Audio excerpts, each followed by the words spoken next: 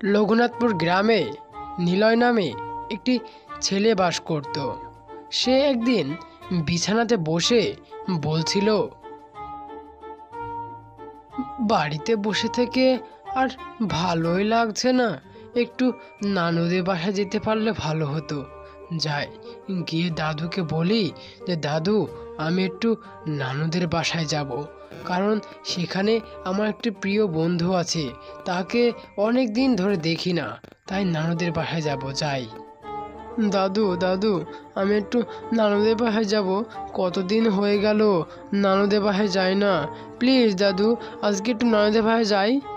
হ্যাঁ দাদু ভাই, নানুদের বাসায় যাবে তো যাও, তাড়াতাড়ি ফিরে এসো বাড়িতে। দাদুর কাছ থেকে অনুমতি নিয়ে আমি রওনা হলাম আমার নানুর বাড়ির দিকে।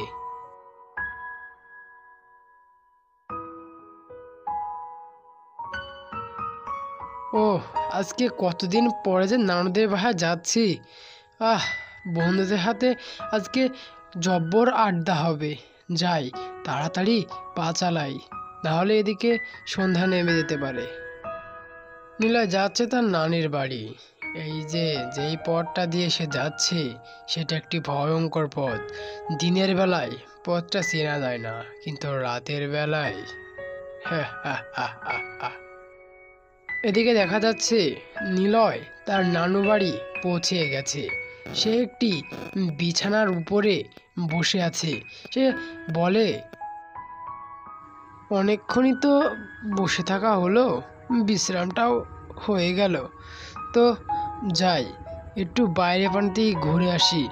এই বেটারা আবার কি করছে একটু দেখে আসি, ওদেরকে কতদিন যে দেখিনি। যাই, তাড়াতাড়ি বেরিয়ে পড়ি, না হলে আবার বাড়ি ফিরে যেতে রাত হয়ে যেতে পারে। নিলয় বেরিয়ে পড়ল তার বন্ধুদের কাছে তার আড্ডা জমানোর জন্য।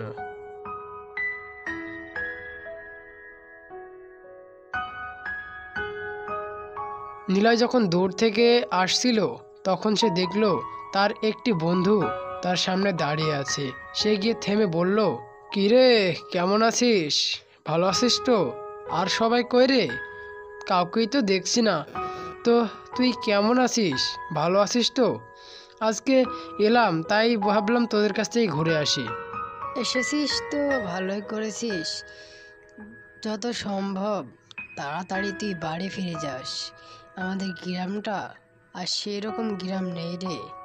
তাড়াতাড়ি যত সম্ভব বাড়ি ফিরে যা। কেন রে, গ্রামে কি কিছু অদ্ভুত কিছু ঘটছে নাকি রে? আমাকে একটু খুলে বল দিনি। হ্যাঁ, বলতে পারিস সেরকমটাই কিছু। তো তাড়াতাড়ি যত সম্ভব বাড়ি ফিরে যাস। আচ্ছা, তাহলে থাক, আমার বন্ধুরা তো এখনই আসবে বুঝছিস, ওরা ঘাটে গোসল করতে গেছে। তারপর নিলয় আর কিছু না বলে সেখান থেকে তার নানু বাড়ির দিকে আবারও রওনা হয়।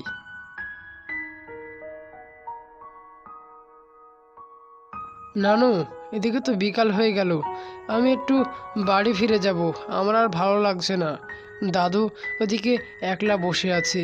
যাই নানু, আমি বাড়ি ফিরে গেলাম। আচ্ছা, ঠিক আছে নানু ভাই, তুমি যা বলছো তাই ঠিক। যাও তাহলে, ভালো করে যেও নানু ভাই, সাবধানে। নিলয় যখন বাড়ির দিকে ফিরছিল তখন রাস্তাঘাটে কোনো লোকই নেই, তাই নিলয় একলাই রাস্তা দিয়ে হাঁটতেছিল। নিলয়ের মনে কিছুটা ভয় জাগতে শুরু করলো। নিলয় দেখলো তার সামনে একটা কালো অবয়ব ভেসে আছে। সে দাঁড়িয়ে পড়লো সাথে সাথে।